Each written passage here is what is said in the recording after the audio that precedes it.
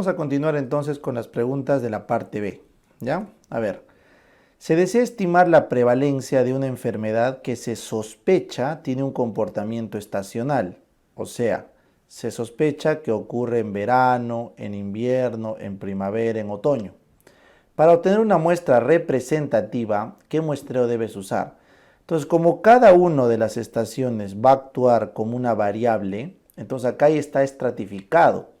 Entonces tú tienes que usar un muestreo estratificado, de tal forma que muestreas de cada una de las estaciones y de esa forma vas a tener un total de personas, pero representadas por cada una de las estaciones. Entonces la mejor clave es la B. En un paciente de 58 sin antecedentes de interés que acude a urgencias con una hemiparesia derecha y afasia motora de 90 minutos. Ojo, tiene solo 90 minutos. Tiene una glicemia de 132 y una coagulación normal y la TAC craneal sin hallazgos. Entonces, si tengo un paciente que está con focalización, que focaliza, pero su tomografía no tiene hallazgos, entonces eso se sospecha un SB isquémico. Y si está dentro de los 4.5 horas, porque sí lo está, ¿qué hay que hacer? Trombolizar. Entonces lo correcto es, no hay que anticoagular, hay que fibrinolizar, ¿ya? O trombólisis, ¿ya? Fibrinólisis o trombólisis. ¿Con qué? Con TPA, activador del plasminógeno tisular recombinante. No tiene aparentemente ninguna contraindicación, no está hipoglicémico, no está hiperglicémico, así que la clave correcta es la C. Gestante de 28 años con 10 semanas de gestación y el estudio de la citología le encontramos células de citificado incierto, ASCUS. ¿Cuál es la conducta a seguir? Entonces recuerden, en todas las gestantes se puede hacer Papa Nicolau, es correcto. Pero todos los Papa Nicolau positivos van a colposcopía en las gestantes, no. Solamente deben ir los de alto grado, como el HSIL y el ASCA-H. El low-SIL debería postergarse para control después del parto. Entonces, en este caso, control citológico postparto sería una buena clave, pero no ha salido low-SIL, ha salido ASCUS. Y ASCUS está en el medio. O sea, algunos dicen que debe observarse, otros dicen que debe irse a colposcopía. Entonces, ¿por qué nos guiamos? Como está en la 10ª semana, en la primera mitad, entonces va a ser mucho tiempo hasta el control postparto. Entonces, cuando están en la primera mitad, mejor es entrar a colposcopía, ¿correcto? En cambio, si ya estaríamos bien avanzados en la gestación, podemos esperar a que se dé el parto. Entonces, en el ASCUS se genera un limbo de la evidencia, pero la clave correcta es la D. ¿Dónde se encuentran ubicados los centros respiratorios? En el bulbo raquídeo, pero los que responden al pH se encargan de la inspiración y la expiración forzada. Esos no son los dorsales, esos son los ventrales. Entonces, en el bulbo raquídeo ventral están los núcleos que responden al pH y se encargan de la inspiración y de la expiración, pero forzada por el pH. En cambio, los núcleos dorsales, que están acá, se encargan de la inspiración pasiva. ¿Ya? Muy bien, ya les dije, cada vez que tengan una pregunta así de larga, tienen que irse de frente a las alternativas. Carbamazepina, amitriptilina, tramadol, ketorolaco y codeína. Esta es una pregunta de dolor. Entonces vamos a leer las últimas líneas para ver si encontramos clave. A ver, al examen no se evidencian defectos sensitivos, pero el dolor se desencadena al tocar las encías o la región geniana. ¿Cuál es ese dolor que se desencadena cuando tocamos encías o la región geniana? Correcto, esa es la neuralgia del trigémino. Y el tratamiento inicial del trigémino es con carbamazepina. Entonces miren cómo con las últimas palabritas hemos logrado diagnosticar al paciente. Pero bueno, leamos todo el caso para no pasarlo por alto. La neuralgia del trigémino suele afectar a mujeres de edad media, ahí está. El dolor es paroxístico, ahí está. Suele afectar territorio del trigémino, como la arcada dentaria, por ejemplo. El dolor es intenso y como es neuropático, es como si recibiera una descarga eléctrica, ¿correcto? Entonces, obviamente no va a ceder con analgésicos comunes porque no es un tema de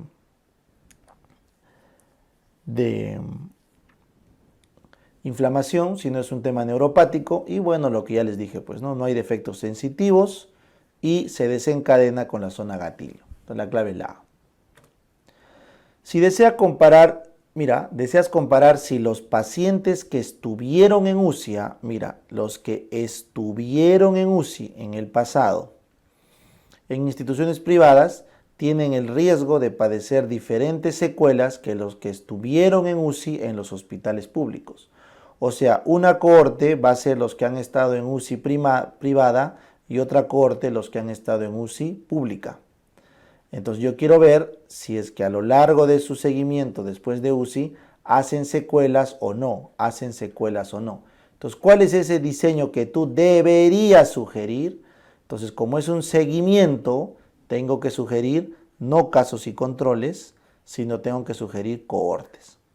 Porque lo que yo quiero ver es si tienen el riesgo de padecer secuelas, y las secuelas siempre aparecen después. Entonces lo mejor, lo que yo debería sugerir es un seguimiento en el tiempo a través de una cohorte. La pregunta es, ¿una cohorte prospectiva, retrospectiva o ambispectiva? Entonces el problema está en que tú deseas comparar si los pacientes que estuvieron en UCI, o sea, pasado, entonces, tú tienes que evaluar a los pacientes que han estado en UCI en años pasados de la pandemia. Entonces, tiene que ser de todas maneras retrospectiva. Pero obviamente tú sabes que las secuelas del COVID van a aparecer y siguen apareciendo después de muchos años. Llevamos 2 años por lo menos de pandemia. Entonces, este seguimiento tiene que también seguir en el futuro, prospectivo. Así que, caballero nomás, tu mejor opción es ambispectivo. ¿Y qué se calcula en un factor de riesgo? El riesgo relativo, la fracción etiológica del riesgo, el riesgo atribuible. ¿Y cuál sería el muestreo correcto? Un muestreo estratificado, porque tienes que tomar un muestreo de los hospitales privados y de los hospitales públicos. Así que la clave correcta es la D. Una mujer de 58 cardiópata que usa anticoagulantes y tiene sangrado uterino anormal, en el Papa Nicolau por biopsia le encuentran una hiperplasia simple. ¿Cuál es tu conducta? Entonces, cuando hay una hiperplasia simple, el riesgo de cáncer de útero es menor al 10%, porque es hiperplasia simple. Si fuera una hiperplasia compleja y atípica, podría llegar al 29%. Entonces, en esta mujer podrías darle tratamiento con progesterona. Pero ojo, ya tiene 58, entonces ya no va a salir embarazada. Por lo tanto, lo ideal sería sacarle el útero, ¿ya? Porque no va a salir embarazada. Entonces, colposcopía no se le hace. AMEU, correcto, no se le hace. Suspender anticoagulantes no tiene sentido. Y no se usa estrógenos, se usa gestágenos. Entonces, solamente por descarte te has quedado con ablación endometrial, que es una técnica previa a la histerectomía. Entonces, en este caso, probablemente no le han puesto como clave histerectomía por 2 razones. Uno, porque como es hiperplasia simple, con una ablación podría ser suficiente y el riesgo se eliminó. Y 2, porque como es cardiópata y usa anticoagulantes, probablemente no puede entrar a sala de operaciones o tenga un riesgo ASA alto. Entonces, por eso les dan clave la D. Que está bien. A emergencia llega un paciente de 10 meses en brazos de la madre que ya presentó una convulsión del miembro superior que generalizó secundariamente y duró 3 minutos. Después del cual despertó, pero se le notaba somnoliento y cansado. Su brazo derecho estaba flácido, pero mejoró a los minutos. Durante su observación se nota que sigue febril y vuelve a presentar otra convulsión. Entonces, claramente esta es una convulsión febril, pero compleja. ¿Por qué? ¿Por qué compleja? Porque es parcial de miembro superior, porque se ha repetido en el mismo día y porque tiene fenómeno posictal. Entonces, ¿cuál es el enunciado falso respecto de esto? ¿El paciente debe quedar hospitalizado para más estudios en las parciales, en las febriles complejas? Sí. ¿Se debería ampliar su estudio? Sí. ¿Se sospecha una crisis febril, una crisis compleja febril? Sí. ¿Esta patología no supone un riesgo de epilepsia? Falso. Sí supone. ¿Esta convulsión ocurre en menos del 75% de las convulsiones febriles? Es correcto. Entonces, esta es la falsa, porque sí supone un riesgo incrementado ligero, pero supone. Mujer de 20 años, tímida desde la niñez, que se hizo más marcado en la adolescencia, hasta la fecha. Tímida. Actualmente tiene serios problemas de interrelación y últimamente se retrae en su habitación donde escribe obras literarias todo el día, no tiene amigos ni pareja, pero puede relacionarse adecuadamente cuando alguien trate de conversar con ella. No se evidencian signos positivos ni negativos de esquizofrenia. Entonces, ¿cómo se llama el trastorno de personalidad de alguien que se retrae, tiene un mundo personal muy rico y no empatiza con amigos o con parejas, no le gustan las relaciones? No es evitativo, no es paranoide, es el esquizoide. Es un esquizofrénico falso, por eso oide, porque no está loco, no es esquizofrénico, no es antisocial ni dependiente. Para comparar la distribución de frecuencia de la edad, recuerden que la edad usualmente se escribe en años y usualmente eso se hace en números enteros, ¿no es cierto? Tengo 10 años, 15 años, o sea, variable discreta cuantitativa. Y si me dice de dos grupitos, entonces mejor aún una barra simple, ¿no? Edad del grupo A, edad del grupo B. Así de fácil, ¿ya? Muy bien. ¿Cuál es la contraindicación absoluta para anticonceptivos orales combinados? Recuerden, cardiopatías, trombofilias y embarazo. Esas son las contraindicaciones absolutas. Entonces, hipertensión no controlada, sí es. Fumador eventual, no es. Diabetes con afectación vascular. Hemorragia uterina normal, sí, pero cuando te digan de origen no filiado, o sea que no saben la causa. Acá no te dice. Migraña con déficit neurológico. Entonces la única contraindicación absoluta es la A. Todas las de acá son contraindicaciones relativas. Paciente de 25 con pensamientos recurrentes de grandeza. Autoestima elevada. No duerme, no para de hablar. Está muy enfocado en su trabajo y refiere mucha irritabilidad. Ese es un episodio o una clínica ¿de quién? Del maníaco. Correcto. ¿Qué nos falta para confirmar? El tiempo. ¿Cuánto tiempo va así? Dice que ayer vendió su carro a 150 soles porque le parece indigno que maneje una carcocha así. O sea, está haciendo comportamientos que le hacen daño, como vender su vehículo. Este evento le trajo problemas con las autoridades porque vendió el carro sin seguir los procedimientos correctos a un desconocido de la calle que resultó ser un indocumentado. O sea, ayer está trayendo problema social, ¿ya? Y me dice que antecedente de intento de suicidio a los 18 años. Entonces, claramente, a pesar de que no me dice que ha durado 7 días este episodio de grandeza y de insomnio, etcétera, me está dando daño con afectación social. Entonces, eso ya define al episodio maníaco. Entonces, es una manía, ¿correcto? Es lo que tiene, es manía. Y si me dicen que tuvo el antecedente de suicidio, este es claramente un bipolar tipo 1, ¿ya? Mujer de 32 que acude a consulta por tumoración en la mama derecha, de crecimiento rápido. Sospecha un cáncer, sí, o también un filodes. Al examen la tumoración es de 4x5x2, es grande. Y en el cuadrante superior interno, móvil, no dolorosa, de superficie lisa. Si no duele, si es móvil, superficie lisa, sin adherencias, ni retracción del pezón, ni flogosis, eso es un tumor benigno. Entonces, lo más probable no es que sea un carcinoma, sino es que sea un filodes, porque los filodes crecen rápido, crecen grandes, pero no tienen características malignas y la edad nos apoya para ello. La C. ¿Cuál de los siguientes receptores no es bloqueado por los anticuerpos producidos en la miastenia? Entonces, los principales anticuerpos en la miastenia son contra el receptor nicotínico muscular, correcto. Luego tenemos contra el musco, correcto. Y también recientemente se ha demostrado anticuerpos contra la titina y contra el LRP4. Esta pregunta estaba difícil, pero lo que no hay es anticuerpos contra el muscarínico, porque no tiene nada que ver con el sistema parasimpático. Recuerden, el muscarínico es del parasimpático. La miastenia gravis es de la placa motora. Eso por favor deben recordar. Así que por más que tú no sabías la titina o el RP4, no había forma que marques o que pienses que el muscarínico se hace anticuerpos en la miastenia. No. La clave es la A. El piso pélvico, ¿quiénes lo forman? Pues lo forma el músculo coccigio o isquiococcigio, el músculo elevador del ano. El pubococcigio es parte del elevador del ano, el piramidal no, es de la cadera, este tampoco, y el iliopsoas tampoco. Entonces, de estos tres, ¿cuál es el principal? Pues el elevador del ano, porque es el más grande, ¿ya? Aparte que el pubococcigio está incluido acá. Bien, la población ya está harta de usar mascarillas. Entonces tengo una pregunta larga acá, ¿no? La población ya está harta de usar mascarillas. Refiere su hermano que es ingeniero, no sabe medicina, ¿no? Sin embargo, usted que vio muchos casos de COVID en su hospital, cree que aún todos deberían seguir usando las mascarillas. Todos, porque tú estás traumado ya por todos los casos que hemos visto, todos tienen que usar mascarilla. Luego, su otro hermano opina que su amigo que no usó mascarilla se contagió de COVID.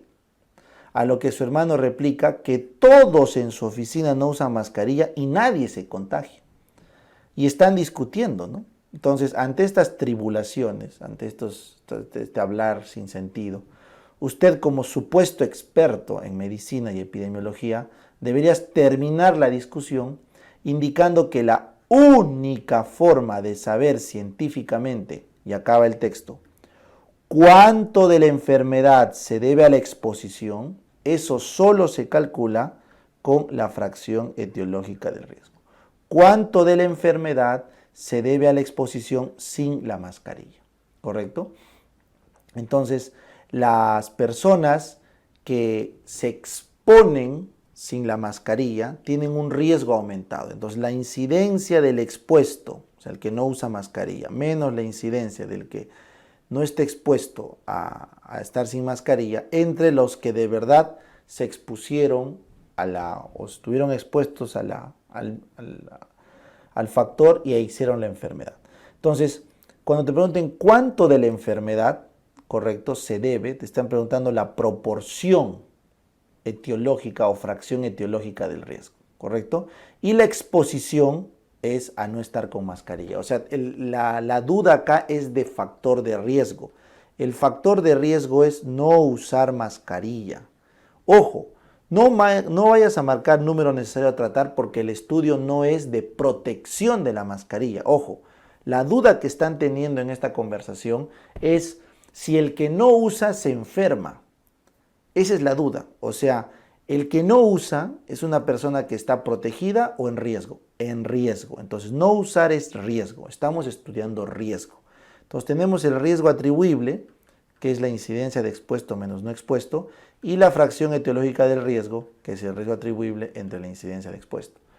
Si ustedes siguen el texto, la pregunta es qué porcentaje de la enfermedad se debe a la exposición. O sea, te están preguntando esto, el porcentaje, que es la fracción que se debe a la exposición. Si la pregunta en rojo hubiera sido, ¿cuánto te ahorrarías de enfermedad si usaras mascarilla o si no te expusieras a no usar mascarilla? Entonces ahí sí podrías marcar RA. Pero lo que te están pidiendo es cuánto de la enfermedad se debe. O sea, te están pidiendo la fracción etiológica del riesgo. Esta pregunta es muy difícil, pero si lo has interpretado así, está bien. Has aprendido fracción etiológica. Y se hizo un estudio para ver los factores de riesgo, factores en plural, asociados al COVID en Wuhan, y se determinó que los pacientes estaban asociados a la exposición al pangolín, al murciélago y al mercado de Wuhan. Entonces, ¿cuál crees que fue el estudio donde concluyeron que los factores, plural, al inicio de la pandemia en Wuhan se asociaban a estos tres? Pues claramente ORs. O sea, lo que han hecho son estudios de casos y controles y han tratado de buscarles su odds ratio. No es riesgo relativo porque eso sería cohortes, no fueron razones de prevalencias porque lo que se buscó y dice se determinó que estaba asociado a estos de acá porque se usó el mejor estudio de asociación que es el caso control para cuando quieres ver varios factores de riesgo. ¿Ya? Una mujer de 40 con régimen catamenial irregular se le encuentra una tumoración uterina intramural de 4 centímetros, o sea, un mioma intramural, ¿no es cierto? Un mioma intramural en el cuerpo, sin anemia, y se le cataloga como un mioma uterino tipo 3, o sea, de contacto. ¿Cuál es el manejo más adecuado?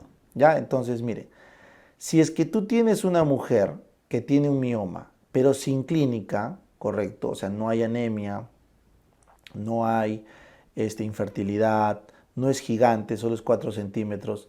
Entonces, no tienes por qué achicarlo con agonistas, ¿correcto? No tienes por qué hacer una miomectomía si es que no tiene la clínica como para realizar una intervención quirúrgica. No tienes que darle medroxi porque peor lo vas a hacer crecer, ni tampoco un DIU. Entonces, una conducta expectante con control periódico bastaría. Bastaría para poder concluir que esta paciente es una más del 80% que tienen miomas sin complicación, ¿ya? Porque, ojo, el régimen catamenial irregular, eso es un tema ovulatorio, no tiene nada que ver con el mioma, que sea irregular, ¿ya? Bien, doctores, vamos a revisar la parte B del simulacro. En esta pregunta nos dicen paciente con antecedente de sinusitis y que luego viene por fiebre con exoftalmos y visión borrosa. Es muy importante que recuerden, ¿no? El antecedente de sinusitis puede producir la llamada celulitis, o bien periorbitaria o bien orbitaria, ¿no? Entonces, ¿cuál es la diferencia entre orbitaria y periorbitaria? La periorbitaria es leve, moderada y la orbitaria es severa. Y rápidamente te das cuenta que es orbitaria cuando te dan algunos datos, como la presencia de oftalmos o proptosis, la presencia de visión borrosa o la presencia de oftalmoplegia. O sea, el paciente no puede mover el ojo debido al intenso dolor. Eso está ausente en la periorbitaria. En la periorbitaria simplemente te dicen edema de la zona palpebral, etc., pero no hay esos datos que hemos descrito anteriormente, ¿no? Por eso te das rápidamente cuenta que acá el diagnóstico es una celulitis orbitaria, también llamada postseptal, y a la periorbitaria le llaman preseptal. Cuando se comprometen ambos ojos, o sea, cuando una celulitis orbitaria se complica y compromete ambos ojos, es trombosis del seno cavernoso. Puérpera de 7 días que regresa al hospital presentando fiebre, cefalea, dolor de bajo vientre, útero subinvolucionado y lúqueos, ¿no? Miren esta triada. Ahí está. Fiebre, útero subinvolucionado y lúqueos purulentos. Lo que nos debe hacer sospechar de una endometritis puerperal. El tratamiento de la endometritis puerperal es cubrir anaerobios y bacilos gram negativos. Por lo tanto, el esquema de elección es clinda más gentamicina. Ampieritro, recuerden, es la profilaxis antibiótica en RPM. Ampigenta es el tratamiento de sepsis neonatal, es el tratamiento también en el caso de corioamnionitis. Meropenem es el carbapenem de elección en casos de ITU en gestante producidas por bacterias BLE positivas. Bueno, amoxiclavulinato podríamos comentar de que se emplea en casos de otitis, ¿no? Recurrente, otitis que no responden a la terapia inicial con amoxi, también en casos de mordedura, ¿no? Por canes, etcétera, es el antibiótico de elección. 72 años, paciente con hematoquesia, ¿no? Y que está con hipotensión y shock hipovolémico. Se coloca en sonda nasogástrica, pero no se evidencia sangrado. Por frecuencia, ¿cuál sería su primera posibilidad diagnóstica? Recuerden que hematoquesia nos orienta principalmente a un sangrado bajo. Y eso nos confirma porque en la sonda nasogástrica no hay sangrado. Entonces, lo cual nos dice que probablemente el sangrado sea por debajo del ángulo de Tracy. Y la causa más frecuente de hemorragia digestiva baja en adultos mayores, rápidamente debemos sospechar de una hemorragia por divertículos, ¿ya? Divertículos. También están las malformaciones arteriovenosas, cáncer de colon, pero con menor frecuencia. Divertículo está en la cabeza. Paciente con disnea, con astenia, con soplo sistólico que se irradia la axila y en la radiografía aumento del índice cardiotorácico. En valvulopatía es cardinal que te acuerdes el soplo. Entonces, si te dicen estenosis mitral, es un soplo diastólico, ¿no es cierto?, que se ausculta en el ápex. Ya está. Insuficiencia mitral es un soplo sistólico que se irradia a la axila. Estenosis aórtica es un soplo sistólico que se irradia a las carótidas. Insuficiencia aórtica es un soplo, en este caso diastólico, llamado de Austin-Fleet, ¿verdad? Entonces, eso es cardinal que se acuerde para diferenciar los tipos de valvulopatía. Entonces acá, soplo sistólico que se irradia la axila, insuficiencia mitral. Pero la pregunta es, ¿aguda o crónica? Esto te da la respuesta. Si hay cardiomegalia, porque está aumentado el índice cardiotorácico, entonces es crónica, porque la aguda no genera cardiomegalia. Úlcera gástrica ubicada en el fondo según la clasificación de Johnson, ¿de qué tipo sería, no? Entonces recordemos acá que el Johnson 1 es en incisura angularis, el 2 es el que se ubica a nivel duodenal y a nivel gástrico, o sea, tiene 2 úlceras, 3 es en antropíloro, el 4 es en fondo, ¿no? Recuerden, y el 5 son úlceras múltiples, inducidos por AINES. Esa es la clasificación de Johnson. Entonces recuerden, en el fondo, Johnson 4. La sustancia endógena más importante que aumenta el tono simpático, la vasoconstricción y es profibrótico a nivel cardíaco, ¿quién es? La angiotensina 2. ¿Ya? Recuerden que este metabolito que se forma en el sistema renina-angiotensina-aldosterona, ¿no? Es un potente vasoconstrictor y a largo plazo genera remodelado cardíaco, ¿no? Por eso en la terapia con falla cardíaca, en la terapia de la insuficiencia cardíaca, los que bloquean al sistema de renina son antirremodeladores y por ende bajan mortalidad. Estamos hablando de los YECAS, estamos hablando de los ARA2, estamos hablando de los INRA, inhibidores de neprilicina y angiotensina, sacubitril, valsartán. En cambio, el péptido natriurético es cardioprotector, evita el remodelado, es un vasodilatador, ¿ya? Eso acuérdense. Prostaglandina 2, óxido nítrico, recuerden que son vasodilatadores. En el caso de óxido nítrico se utiliza como segundo mensajero al GMP cíclico, acuérdense.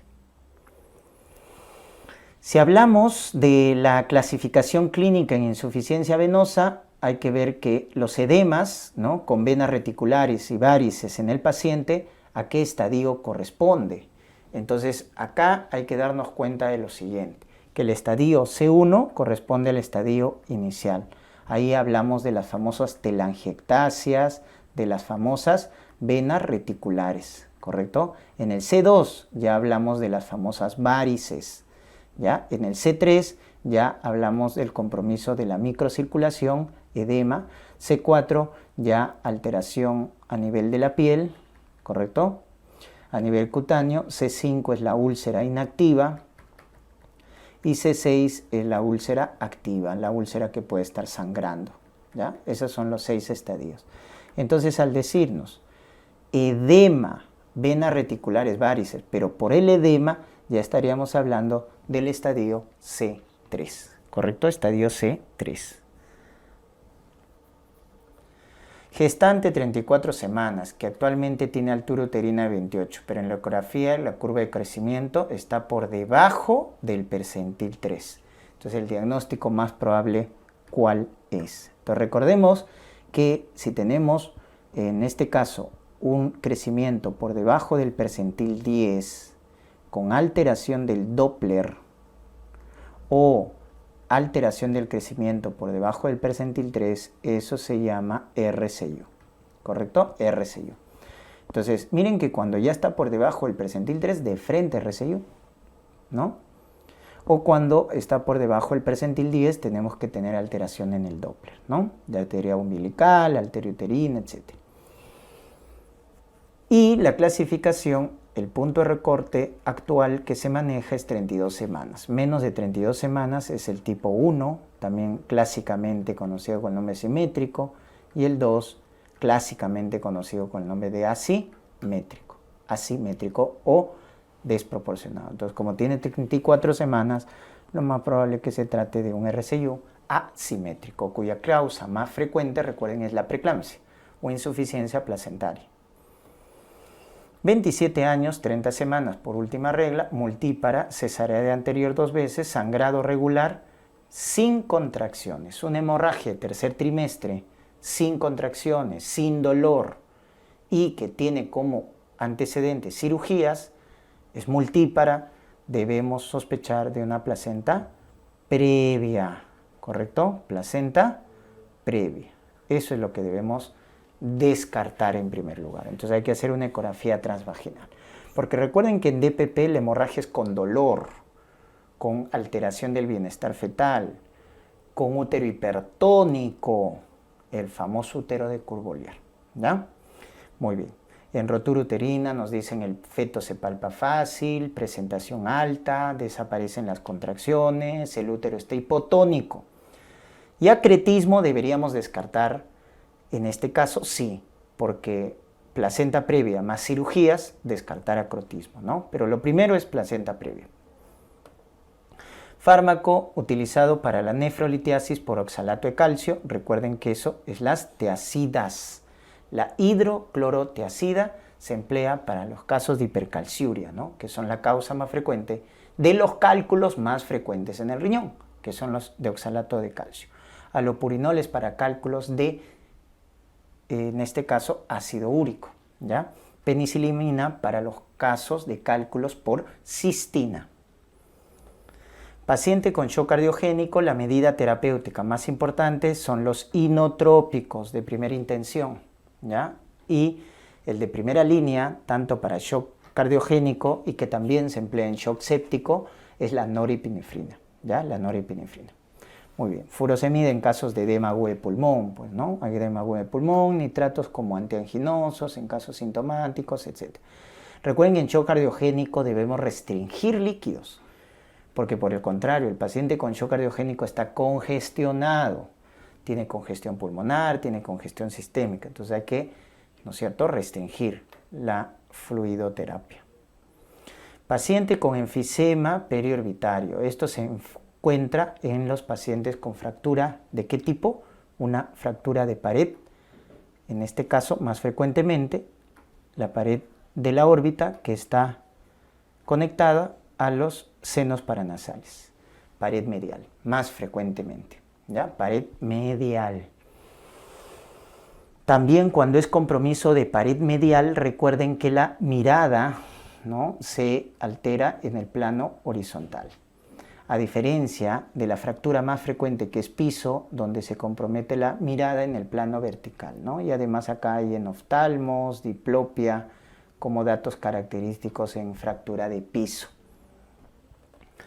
Con respecto a la colitis ulcerosa, que forma parte de la enfermedad inflamatoria intestinal, recuerden que es más prevalente que la enfermedad de Crohn. Eso es correcto, es más prevalente que la enfermedad de Crohn. Su afectación es continua y es, recuerden, parcial. Parcial está bien porque solo compromete mucosa y submucosa. En cambio, no es en parches, es continua. La que es en parches es Crohn. Y es transmural Crohn, ¿no? Afecta a las 4 capas. ¿Es característico la afectación perianal? No, eso es en Crohn, ¿no? Fístulas, etc. Y tampoco forma granulomas. Los granulomas sin calcium son de Crohn. Lo que produce colitis ulcerosa, debes recordar, es lo que vienen a ser los abscesos crípticos y los pseudopólipos. Complicación hematológica es anemia ferropénica por la rectorragia. En cambio, Crohn es anemia megaloblástica porque se compromete el ilion y se absorbe y se altera la absorción de vitamina B12. Presenta ASCA positivo, en este caso, ¿no?, lo que vemos en la colitis ulcerosa, ¿no?, lo que vemos en la colitis ulcerosa es que se presenta principalmente este anticuerpo, ANCA-P positivo. ASCA es para Crohn. Donde se almacenan y maduran los espermatozoides, recuerden que en la vesícula seminal. En la vesícula seminal se almacenan y maduran lapsus, en el epidídimo, ¿ya? Es donde maduran y se almacenan. Ahí se produce la capacitación de los espermatozoides, ¿no?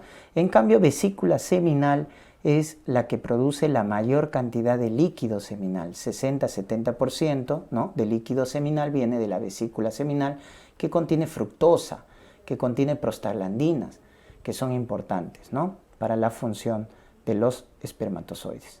Ya el 20% del líquido seminal lo produce la próstata, ¿ya? La próstata.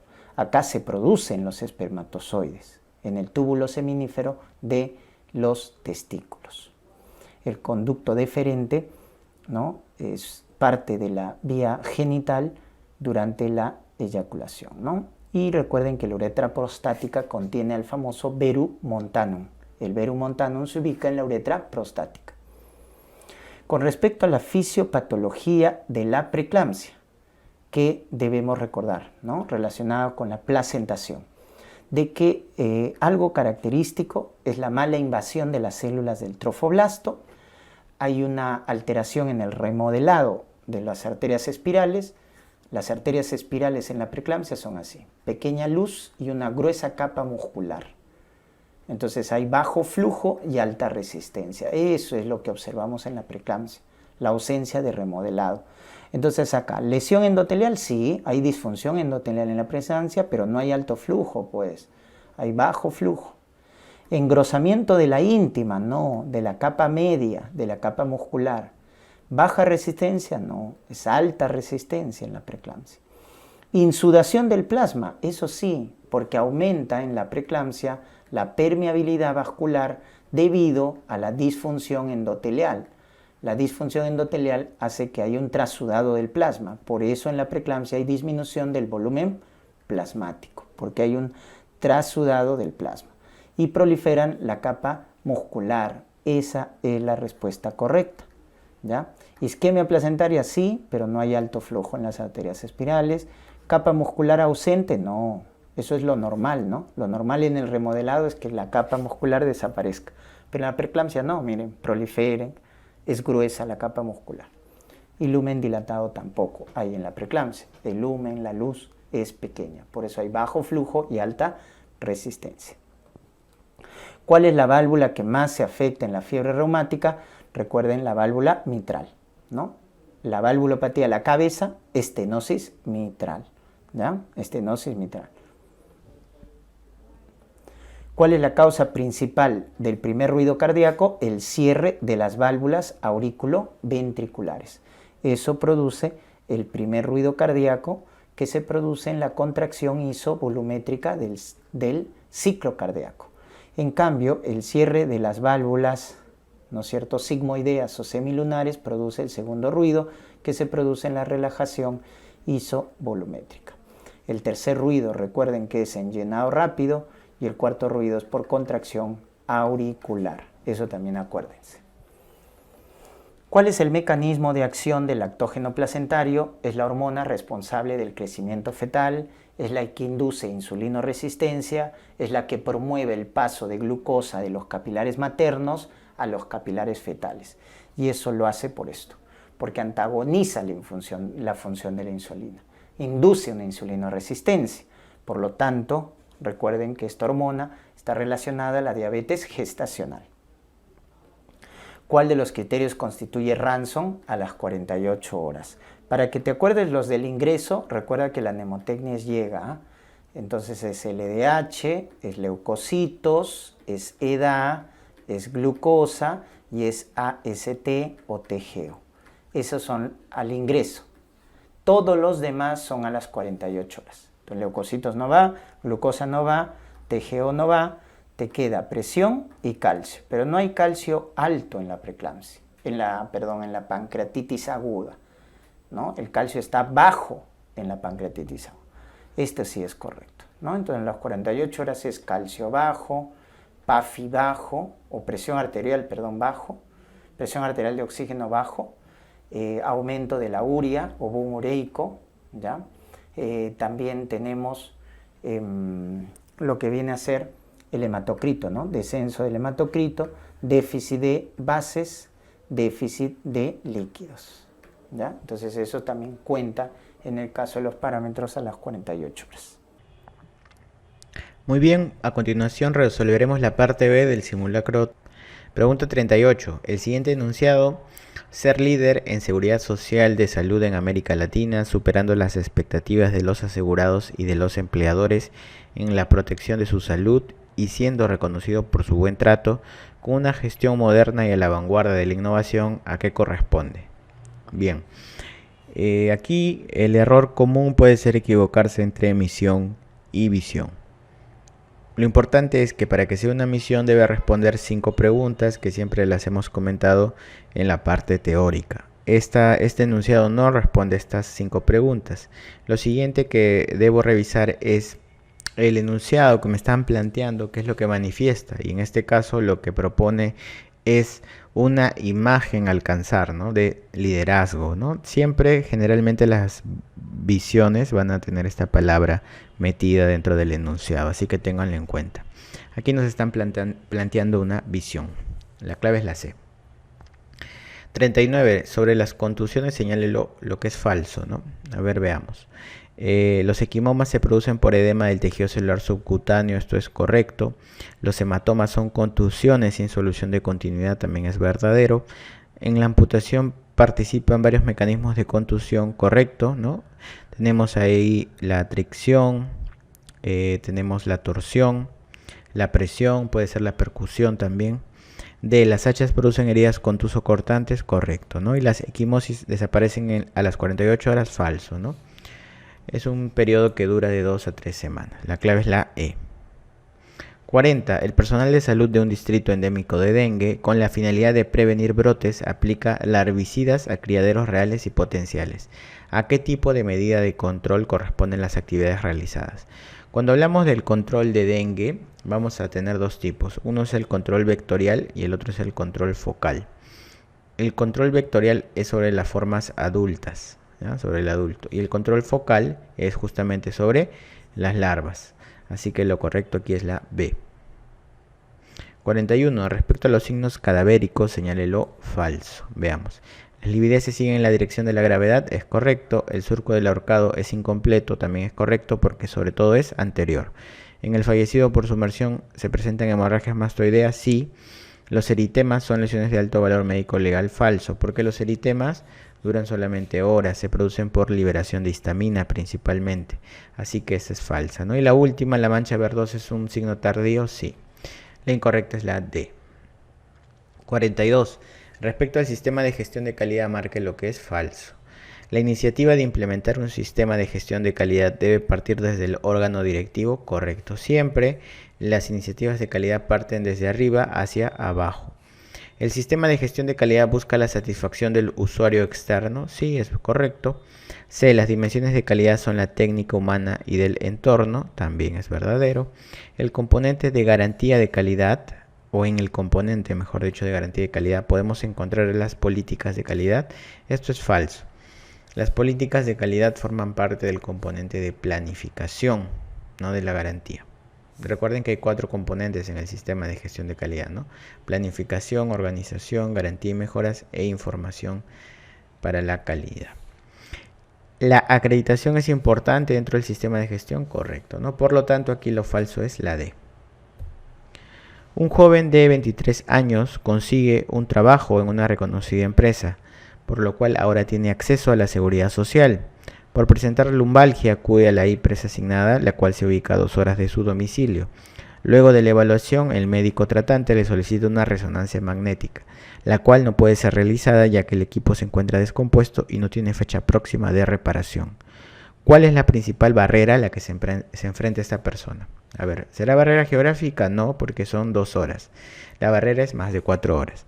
Barrera económica tampoco, porque tiene acceso a la seguridad social. ¿Es barrera cultural? No, porque sí confía en el sistema. Es una barrera administrativa o de organización, porque es un tema en cuanto a la administración, ¿no? Que está mal logrado y no se sabe cuándo lo van a arreglar, ¿no? Lo que generalmente ocurre en el sector público de manera constante. Muy bien, ya está, la clave es la D. Pregunta 44. Usted realiza sus serums en un establecimiento de salud 1 o 2. ¿En cuál de las siguientes actividades debe realizar mayor énfasis? En consolidar el modelo biomédico, falso. Sería en todo caso el modelo biopsicosocial. Atenciones preventivas y promocionales, esto es verdadero. Atenciones de rehabilitación, falso, porque eso corresponde generalmente al segundo nivel de atención hacia arriba. Modificar los determinantes estructurales, no, porque modificamos nosotros los intermedios. Y priorizar las atenciones intramurales tampoco, porque lo que vamos a priorizar son las extramurales, así que la clave correcta aquí es la B. 45. La directora del centro educativo ubicado junto al centro de salud informa que anualmente más del 5% de estudiantes de secundaria abandona los estudios por embarazo. Ante esta situación, ¿qué actividad promocional prioritaria debe realizar el equipo de salud? A ver. Va a capacitar a los docentes, pero el problema de quién es de los estudiantes, así que esto no va. Puedo capacitar directamente al estudiante, ¿no? Consejería a las autoridades, pero la consejería es para el alumno. Entrega periódicos de anticonceptivos. Podría ser, ¿no? Una medida, ¿ok? Intervención educativa continua, esta es mejor. Siempre que vean educación en las claves, es la que vamos a escoger. si es que tienen duda con otra, obviamente, ¿no? Vacunar contra VPH no va, no va para embarazo. Entonces aquí la clave correcta es la de intervención educativa continua, ¿sí? A eso se le puede sumar la entrega de anticonceptivos, sí, pero recuerden que lo más importante es la educación. 46. En un estudio se comparó el tratamiento de pacientes diagnosticados de artritis reumatoide con un nuevo fármaco antirreumático frente al tratamiento estándar con metrotexato. El coste incremental del nuevo fármaco antirreumático fue de 28.000 euros por cada año de vida ajustado por calidad, adicional ganado con respecto a metrotexate. Indique qué tipo de análisis económico se realizó. Muy bien, entonces para responder esta pregunta siempre lo voy a hacer de la siguiente forma. Lo primero es que me pregunto, ¿los resultados son iguales? Si la respuesta es sí, entonces ya terminó la pregunta porque sería un análisis de minimización de costos. Si la respuesta es no, me hago la segunda pregunta. ¿Los resultados se han medido en unidades monetarias? Si la respuesta es no, entonces, bueno, primero, si la respuesta es sí, ya acabó la pregunta, porque sería un análisis de costo-beneficio. Pero si la respuesta es no, entonces me hago la tercera pregunta, y la última también. ¿Los resultados se midieron en AVAX? Y si la respuesta es sí, entonces es un análisis de costo-utilidad. Y si la respuesta es no, también tengo la respuesta porque sería un análisis de costo-efectividad. Acá está los tipos de análisis de evaluación económica. Muy bien. Por lo tanto, la respuesta correcta es ¿dónde está? La D, costo-utilidad. Claro que obviamente si yo ya sé bien la teoría, de frente leo AVAX y marco costo-utilidad, ¿no? No necesito hacerme las preguntas. La respuesta correcta es la D. 47. ¿Por qué es necesario obtener un consentimiento informado de procedimientos diagnósticos y terapéuticos? Es un requisito legal que exime al médico, no va a eximir, nada va a eximir al médico de su acto médico. Bien, supone una toma de decisión compartida después de informar al paciente del procedimiento, esto es correcto. Dar libertad al médico para realizar nuevos procedimientos falsos es solamente para el que el paciente ha autorizado. ¿Permite determinar si el paciente es capaz de tomar decisiones? No, eso no determina el consentimiento informado. Y libera la responsabilidad, no. Siempre la IPRES va a ser responsable, además del médico. Muy bien, la respuesta correcta aquí es la B. Durante el curso de una pandemia por un virus letal, un grupo de médicos, aprovechando el cargo de funcionario que desempeñan, deciden vacunarse antes que los profesionales de primera línea y la población susceptible por factores de riesgo. ¿Qué principio han vulnerado? El principio de justicia, ¿no? Especialmente ellos porque forman parte del gobierno y normalmente se supone que el principio de justicia está sustentado en el beneficio colectivo que viene desde el gobierno. Pero aquí más bien esto se ha transgredido. La respuesta es la D. Bien, autores, vamos a ver la parte B, las preguntas que me corresponden, ¿correcto? A ver, si usted iniciara hidratación con dextrosa al 10% de electrolitos a un recién nacido que pesa 3 kilos, ¿ok? El volumen de requerimiento es 80 cc por kilo por día, dice, ¿no? A un recién nacido que pesa 3 kilos, ya. ¿Cuánto es el valor de BIG? Te están preguntando. Correcto, veamos eso, ¿ok? Muy bien, te piden calcular el BIG. Recuerda que el BIG, velocidad de infusión de glucosa, es la fórmula de la concentración de dextrosa que debas utilizar por el volumen de requerimiento. Eso lo divido entre 144. Simplemente reemplazo. 10 sería acá por el volumen de requerimiento que es 80. Eso lo divido entre 144. ¿Ok? Por lo tanto, doctores, si divides esto, sale 5.5. ¿Ok? Se tiene un recién nacido hospitalizado por sepsis neonatal. Dice, actualmente está cursando con sangrado digestivo. Tiene leucocitosis, o bueno, 24.000, ¿no? Lo cual estaría en límite superior, por decirlo así. Hemoglobina 14, ¿ok? Pero las plaquetas, definitivamente está con plaquetopenia, ¿ok? 10.000. ¿Cuál es la dosis de transfusión de plaquetas? Ah, te están preguntando la dosis de transfusión, te estoy preguntando acá, ¿no? Recuerda que para lo que es transfusión, ¿ya? De plaquetas, pregúntate la edad, ¿ok?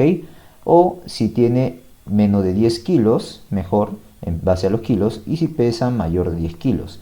Si pesa menos de 10 kilos, lo más usado es 10 a 15 cc por kilo por dosis, ¿correcto? En cambio, para mayor de 10 kilos sería una unidad de plaquetas, ¿correcto? Por cada 10 kilos, ¿ya? Por lo tanto, doctores, acá cuál sería el mejor clave. Si es un recién nacido, obviamente debe ser menor de 10 kilos. Por lo tanto, 10 a 15 mililitros por kilo por dosis, letra D. 66 años, añoso, refiere mareos, somnolencia, deposiciones líquidas. Al examen palidez, signo de anemia, ictericia leve, signo de una anemia hemolítica probablemente, trastorno de la sensibilidad, clínica neurológica, hemoglobina baja, está con anemia, reticulocitos 1% aceptable, pero tiene macrocitos. Es una anemia macrocítica. ¿Estamos de acuerdo? Que está yendo con clínica neurológica. ¿Cuál crees que sea? Doctor, probablemente sea una anemia megaloblástica. Entonces, una anemia megaloblástica. Y como es por deficiencia, o porque va con clínica neurológica, debe ser por deficiencia de B12. Ahora, para que llegue a ser B12 hay muchas causas. Una de ellas, ¿cuál sería? La anemia perniciosa. Una causa de deficiencia de B12 que te lleva a anemia megaloblástica. ¿Correcto? Muy bien. 5 años dice que presenta cuadro de diarrea con rasgo de sangre, o sea, una diarrea disentérica de 4 días. Significa que es una diarrea disentérica aguda, ¿no? Lo trae, le brinda tratamiento, dice, madre con antecedente de domicilio de crianza de palomas y gallinas. Ahí está, doctores. ¿Qué diarrea disentérica aguda se asocia a aves? Campylobacter jejuni, ¿no? Recuerda que en el tratamiento lo primero siempre es rehidratación. Y si le vas a dar antibióticos, sería en este caso macrólidos, ¿ok? Acitro, eritro o claritro. Muy bien. De las lesiones que puede tener un neonato, marque la incorrecta, dice. Granuloma umbilical suele aparecer al caer el cordón umbilical, correcto, es verdad. Y su manejo es toques con nitrato de plata, correcto. La osteogénesis imperfecta se debe a una alteración del colágeno tipo 1, correcto. Cursa con escleras azules, fracturas, también con fontanela no cerrada o abierta, ¿ya? La osteopetrosis se debe a una alteración de la actividad osteoclástica, claro, ya que la actividad osteoclástica baja, entonces se forma, se pierde menos hueso del que se forma, ¿correcto? Ese es el problema de la osteopetrosis, los huesos van a ser toscos, gruesos, ¿ya? Y se debe a una alteración, ¿no?, o deficiencia de la anhidrasa carbónica, no te olvides. ¿La mancha en vino porto suele tener una lesión elevada? No, suele tener una lesión aplanada, que luego se eleva, es diferente. Asociarse al síndrome de Sturm-Weber sí, pero por esto no. Esta sería la falsa o la incorrecta. Una causa frecuente de tumoración abdominal recién nacidos es hidronefrosis, eso es correcto, ¿no? La causa más frecuente de tumoración abdominal en recién nacidos, hidronefrosis, y ahí tienes que pedirle ecografía de todas maneras y descartar reflujo vésico ureteral, ¿ya? Muy bien. Marque lo correcto en base a su conocimiento de leishmania. Veamos. El tratamiento de leishmania mucocutánea grave es con anfotericina B, correcto. Más bien la mucocutánea no grave, al igual que la cutánea y la visceral, es con estivogluconato de sodio, ¿no? La forma biológica infectante es la mastigote, falso. La forma biológica infectante es el promastigote más bien. El promastigote, ¿correcto? El vector leucemia sí, pero no es a mastigote. Esa es la forma diagnóstica más bien. Este es la forma diagnóstica. Muy bien. La leishmania cutánea cursa con pápula, nódulo y ulceración muy dolorosa. No, no es muy dolorosa. Es poco nada más. La prueba más utilizada en ese cultivo, la prueba más utilizada, doctores, la prueba más utilizada es el cultivo en el agar Novinicol McNeil. No, no es la prueba más utilizada. Recuerda, la prueba más utilizada es biopsia o raspado de la lesión. Biopsia o raspado de la lesión, ¿ya? La causa más frecuente de leishmania del Perú, leishmania amazonensis, no es la leishmania brasiliensis, ¿correcto? Por lo tanto, la única correcta es la letra A, la única correcta, ¿ok? Muy bien. Marque la incorrecta sobre los tumores malignos de faringe, dice. Ok, vamos a ver los tumores malignos, pues, de faringe, ¿ok? El tumor maligno de nasofaringe no se relaciona... A ver, recuerda que los tumores malignos de faringe yo puedo dividir en 3 tipos. Nasofaringe, orofaringe o bucofaringe si quieres, y en la laringofaringe, ¿correcto? El tumor maligno de nasofaringe, o sea, esta de acá, no se relaciona alcohol ni con tabaco, correcto, eso es cierto. Más bien, ¿con quién se relaciona? Con el virus Epstein-Barr, ¿no? Recuerda el anticuerpo antígeno precoz difuso, ¿ya? El restringido es para el linfoma de Burkitt. Los tumores malignos de orofaringe y laringofaringe se presentan más frecuentemente en pacientes jóvenes. En estos casos, doctores, es más frecuente en pacientes añosos, ¿correcto? En mayores de 60 años. El tipo histológico más frecuente de cáncer faringio, ¿no?, es el epidermoide. Recuerden, laringio, faringio, naso sinusal, siempre es más frecuente epidermoide, ¿ok? Muy bien. ¿Es común que los cánceres de faringe hagan adenopatía cervical? Sí, eso es cierto, eso es común. Una presentación clásica del cáncer nasofaringeo es la otitis media persistente. Correcto, ¿no? La otitis media serosa persistente en adulto, pero, ¿correcto? Muy bien, puede presentarse pues el carcinoma nasofaringeo. No te confundas con el carcinoma nasosinusal, que en ese caso, ¿no? Para carcinoma nasosinusal, rinorrea persistente, más bien purulenta. Bueno, acá la clave es la letra B, la incorrecta. Sobre la fiebre amarilla marque lo correcto, dice. El vector selvático de la fiebre amarilla es el Mogisto aedes, no es el Haemagogus. Recuerda, Haemagogus. El material genético del virus de la fiebre amarilla es de tipo ARN monocatenario, correcto, ¿no? De la familia Flaviviridae y del género Flavivirus. Los cuerpos de Kunzman y Torres son datos anatomopatológicos, correcto, pero el de la biopsia de intestino, no, de la biopsia de hígado, correcto. El tratamiento de elección de la fiebre amarilla es antiviral con aciclovir, nada que ver, simplemente soporte. Los órganos más frecuentemente afectados en fiebre amarilla son cerebro y pulmones, no, ¿quiénes son? Son riñón, son hígado y el tubo digestivo, ¿ya? Principalmente riñón e hígado.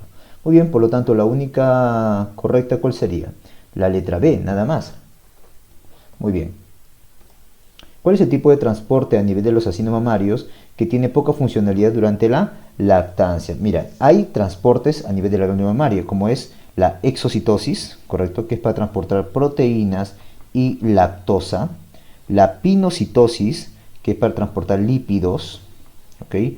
Transporte apical también tenemos para transportar electrolitos, monosacáridos y agua.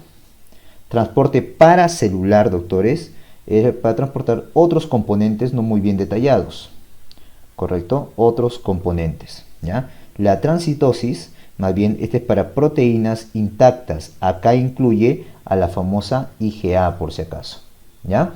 Ya, ¿cuál de ellas tiene una menor función, doctores, durante la lactancia? Esta de acá, el transporte paracelular. Esa tiene menor actividad durante la lactancia, ¿correcto? Transporte paracelular, ¿ya? Muy bien. 5 años, fiebre, oinofagia, cefalea, otalgia, dolor abdominal, amígdalas eritematosa hipertróficas, exudado, edema de úvula y petequias en el paladar blando, nódulos cervicales, o sea, suadenopatías. Doctores, todo esto es compatible con una faringitis. No vas a pensar en la enfermedad por añazo de gato, no vas a pensar en la laringotraquitis aguda, tampoco Kawasaki menos, linfoma de Hodgkin no menos. Sería una faringitis. ¿Y por qué pienso que es bacteriano?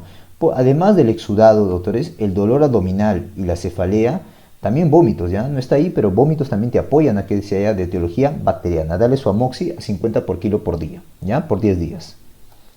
50 años, 3 meses hace 3 meses un TEC leve, dice, fue evaluado y dado de alta. No pasó nada, dice, aparentemente, sintomáticos. Hace 2 días tendencia de sueño. Ah, mira, ha ido progresando. A la fecha lo traen de emergencia con estado de coma, Glasgow 7, wow, glicemia normal. Listo, ¿qué tipo de sangrado crees que ha tenido? Una meningoencefalitis, no ha habido fiebre. Tumor cerebral, no se relacionaría con el TEC. Desorden cerebrovascular, no, esto ha sido muy progresivo. Sería un hematoma epidural, no, eso generalmente te dicen para un TEC agudo. Sería un subdural, y en este caso sería un subdural crónico. ¿No es así? Recuerda que agudo es menor de 3 días, subagudo de 3 días a 3 semanas y crónico más de 3 semanas. Entonces sería mejor hematoma subdural crónico. Si le pides una tomografía se va a ver una en este caso, hipodensidad, ¿no? Porque ya es crónico, semilunar, ¿ya? Muy bien. Un día presenta inestabilidad térmica, eso ya me dice que es sepsis. Hepatomegalia, ¿te apoya para sepsis? Claro. Ictericia también, ¿ok? ¿Cuál es el diagnóstico más probable? Incompatibilidad de grupo, ¿por qué tendría fiebre? ¿Ok? Anemia hemolítica, ¿por qué tendría fiebre en este caso? Atresia, peor todavía, ¿por qué tendría fiebre? Metalopoteo, tampoco. Sería una sepsis nada más. Dale su ampi más genta, ¿no es así? O ampi más amica, ¿ya? Paciente de 25 años tiene deposición de líquidos abundante desde hace algunas horas, dice, además de vómito, pero sin fiebre. Al examen físico nota pálido, ojos marcadamente hundidos y con tendencia a sueño. Se le dio manejo de rehidratación y el paciente mejoró poco a poco. Ok, mira, rápidamente, en algunas horas nada más. En el cultivo de agar TCBS, ahí está, doctores. Se encontró crecimiento bacteriano. ¿De quién es ese crecimiento, doctores? Probablemente un crecimiento amarillo, ¿no? Amarillo. ¿Eso es típico de quién? De Vibrio. Y esa diarrea abrupta que lo llevó a choque rápidamente en horas es compatible con el Vibrio cholerae. No te olvides la toxina, la enterotoxina o toxina del cólera que actúa sobre el ganglosio GM1. ¿Ok? Muy bien. 3 años de edad, acude a consulta en el siguiente hemograma. Leucocitos 2000, está con leucopenia, plaquetopenia, anemia, una pancitopenia, doctores. Palidez, taquimia, taquicardia, enopatías múltiples. Pancitopenia con enopatías al toque, doctores. Eso es compatible con leucemia aguda, ¿no es así? Y tiene blasto, mira, va en más de 20%, correcto, es una leucemia aguda, confirmada. Y acá te dice estirpe granulocítica. Según el diagnóstico, o sea, cuando dicen estirpe granulocítica te dice que es una leucemia aguda mieloide.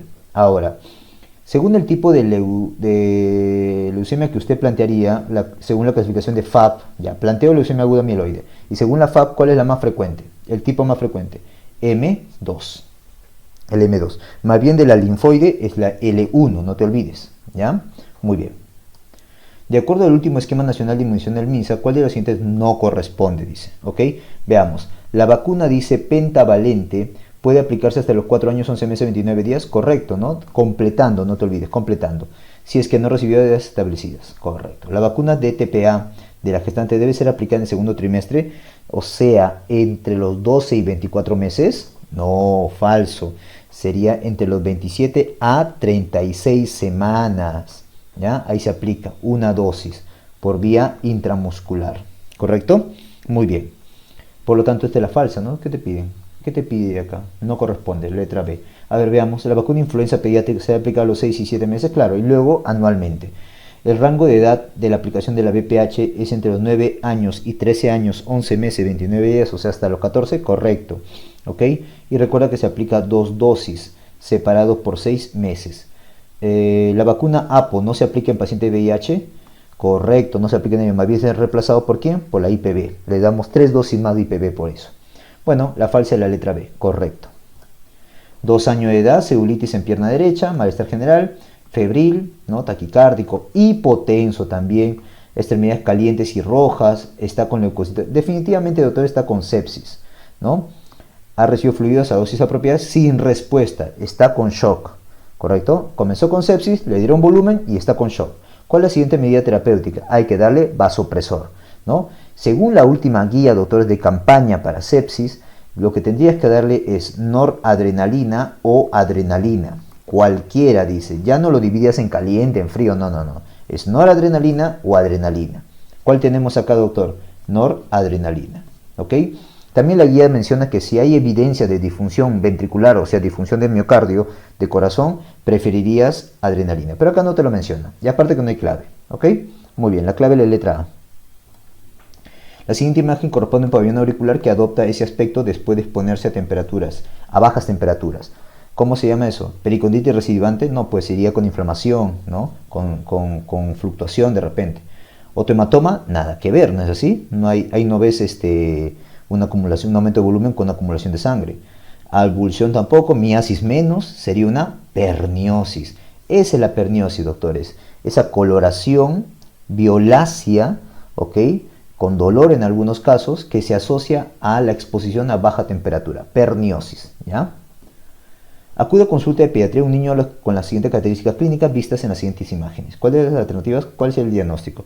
Ok, doctores. Muy bien. Acá tenemos un paciente que tiene un tórax pequeño, si te das cuenta. Tórax pequeño. Y lo vemos acá en la placa. Tórax pequeño. Tiene, ¿no? Displasias o dentes hipoplásicos y tiene polidactilia. ¿Ya? ¿Eso con cuál es compatible?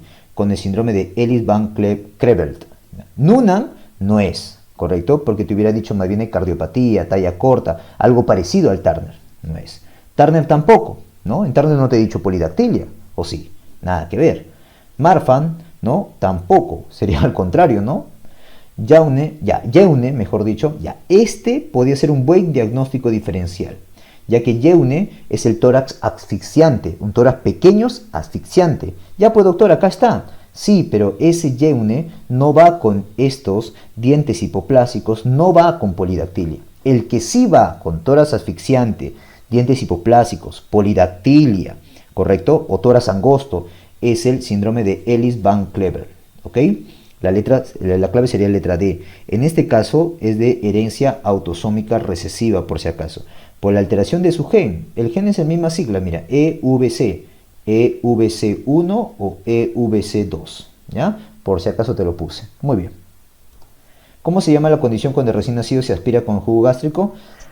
Obviamente cuando se aspira con meconio es un salam, pero cuando se aspira con jugo gástrico se llama síndrome de Mendelssohn, ¿ya? Mendelssohn, ¿ok? Muy bien. Síndrome de pulmón húmedo es estaquimia transitoria de recién nacido. MEIS es el derrame pleural, la ascitis y su fibroma, ¿no? Aunque hay también un síndrome pseudo-MEIS, ¿no? Pero bueno, síndrome de Wey nada que ver, Moebius tampoco, ¿no? Moebius es esa inexpresión facial, ¿ya? Por alteración del séptimo par. Futbolista sufre un golpe en la cabeza mientras estaba jugando. Sufre una pérdida de trascensorio momentánea después del cual se recupera. O sea, hasta ahí una aparente conmoción, ¿no? Una conmoción. Insiste en seguir jugando. Se despertó y quería seguir jugando. Y recibió otro golpe. Y después hace una gran hipertensión craniana con un gran edema cerebral. Ah, ya, ¿cómo se llama eso? Acá está el primer impacto y acá está el segundo impacto. Síndrome de segundo impacto. Esa gran hipertensión craniana por un gran edema cerebral. ¿Ok? Un edema cerebral maligno, como le dicen. ¿Ya? Muy bien. La anorexia nerviosa que se presenta en la adolescencia se caracteriza por ¿qué? ¿Tener un peso por encima de lo normal? No, su peso más bien es bajo. ¿Se predominantemente en varones? No, es más frecuente en mujeres. ¿Tener mayor incidencia en estatus económicos bajos? No, más bien en altos. Presentarse en cualquier nivel socioeconómico, eso es cierto, se presenta en cualquier nivel, pero más frecuente en el alto. Episodio recurrente de atracón? No, más bien eso es de bulimia. Eso es de bulimia más bien. Bueno, entonces, ¿cuál sería la única correcta? La única correcta es la letra D, ¿ok? Muy bien. Vamos entonces a hacer la resolución parte B de este simulacro. Pregunta 70 dice, adolescente, antecedente de atopía, que por vez primera es atendido por crisis asmática bien definida. Entonces tiene una crisis asmática bien definida. Después del manejo agudo, ¿con qué medicación sugiere que quede este paciente? Esta pregunta es interesante porque antiguamente se recomendaba después una crisis con dosis cortas de corticoide sistémico. Hoy en día eso ya no es lo indicado. Lo indicado en todos los casos hoy en día de una crisis asmática y de todo paciente con asma es usar corticoide inhalado, lo que se llama ICS. ¿Ok? Hay que usar corticoide. El salbutamol a demanda no es así. El salbutamol a demanda se está usando todavía como rescate, pero tiene que haber crisis. La fluticasona sería ideal y se recomienda combinado con formoterol. Prednisona a dosis bajas como se hacía antes, no. Eso ya hoy en día es una mala práctica, ¿no? Es una mal practice. Hidrocortisona menos, porque esto si hubiese sido pues durante la crisis, pero no después. Cromoglicato es algo que a veces se utiliza en los chicos después de un buen estudio de determinar que es una atopía. Pero lo que se recomienda ahora es corticoide inhalado con formoterol u otro lava. En nuestro medio probablemente salmeterol, que es lo que tenemos en petitorio. Okay. Dice, ¿cuál es el diagnóstico de sospecha? Veamos, a ver. Adulto mayor, ¿okay? Que ingresa grave con severo distrés respiratorio, con esputo hemoptoico, tiene hemoptisis, pulmón blanco, está en ventilación mecánica, o sea, está muy mal. Tiene además hematuria, hay hematuria y falla renal que requiere diálisis. O sea, este paciente tiene un pulmón blanco y está con una falla renal aguda. Está en diálisis, aparentemente. Se encuentra anti-MPO positivo. O sea, estamos hablando de, este es un ANCA, este es un anticuerpo de tipo, anticitoplasma de neutrófilo, ¿no? De tipo P, ¿no? Periférico, de tipo periférico clásico. El P es contra mieloperoxidasa. Entonces, este ANCA-P, yo sé que debo preguntarme, ¿hay eosinofilia? No hablan nada de eosinofilia, porque si hubiera eosinofilia podría ser Chur-Strauss, ¿no es cierto? Podría ser Chur-Strauss, pero aparentemente no hablan nada de eso. Y si no habla nada de eso, lo más probable es que sea poliangiitis microscópica, ¿no es cierto? Si no sería Chur-Strauss, como le decía. Pero la poliangiitis microscópica tiene algo más esta respuesta, este texto, que es típicamente hemorragia alveolar difusa, o sea, pulmón blanco, con hemoptisis y falla, glomerulonefritis con falla renal. Ese es lo clásico de la poliangitis microscópica. Todo se inclina a ese lado. Doctor, ¿por qué no es un síndrome de Goodpasture? Porque tendrían que haber encontrado anticuerpos antimembrana basal glomerular, y eso no hay. Entonces, ni hablar. Ya habíamos descartado esto, no es un Goodpasture, que ese es ANCA, ANCA-C o PR3, ¿no es cierto? Pero un Wegener, ¿no? Un Wegener, ANCA-C o PR3, el Goodpasture ya lo hemos descartado, y la vasculitis crioglobulinémica es ANCA negativo. En relación con dermatitis atópica, okay, lo más frecuente que se ve probablemente de la dermatitis en la dermatología. Criterio mayor, clásico, criterio mayor, el prurito. El prurito, no tengo duda, lo busco. Ah, acá está mi prurito. Denny Morgan es un criterio menor. La cerosis es un criterio, o sea, la sequedad es un criterio menor. El incremento de IgE ya no es un criterio, pero también se puede utilizar como menor. Pero el criterio mayor por excelencia es el prurito, ¿no? En los menores también está el antecedente de atopía. En un paciente diabético, la glucosa sérica 998, o sea, ya ni hablar, y deshidratación. Esto debe ser un estado hiperosmolar hiperglicémico de todas maneras. Mayor de 600, no hay manera de que no haya por lo menos la condición de que tiene más de 600 y que es hiperosmolar. ¿Cuál es el manejo más adecuado después de hidratación? Entonces, el manejo en estos casos siempre es hidratación enérgica primero, después de hidratación, infusión de insulina cristalina, ok, insulina cristalina, hidratación más insulina, también esto, pero hidratación ya se le dio, insulina glargina, ni hablar, esto no, eso se le dará cuando ya esté estable, cristalina subcutánea, tampoco deshidratado no sirve por la vía subcutánea. Me quedo con estas dos. ¿Cada 6 horas? No. Puede ser la insulina dado horario, no. Puede ser no en infusión, pero cada hora de acuerdo al resultado del glucómetro. También se puede usar esa fórmula. Pero lo ideal es que sea en infusión y reposición de potasio. Acá no me lo dice, pero la insulina se da de acuerdo a la reposición del potasio y no horario. Entonces, de acuerdo al nivel del potasio, vamos a darle la insulina. Si el potasio es menor de 3.3, no le podemos dar insulina porque podemos precipitar la hipocalemia. En un paciente hospitalizado y séptico, en su recuperación se detecta que dolor y rodilla derecha flogótica. ¿Ok? Está hospitalizado y séptico. Se inicia antibióticos. Bueno, es lo usual, ¿no es cierto? Se hace artrocentesis encontrando cristales tipo aguja birrefringencia negativa. Esto es típico del cristal diurato monosódico. El urato monosódico ya demostraste que eso es gota.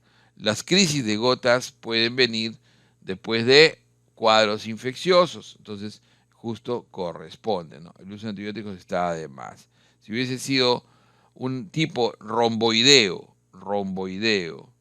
de birrefringencia positiva, eso hubiese sido pirofosfato cálcico.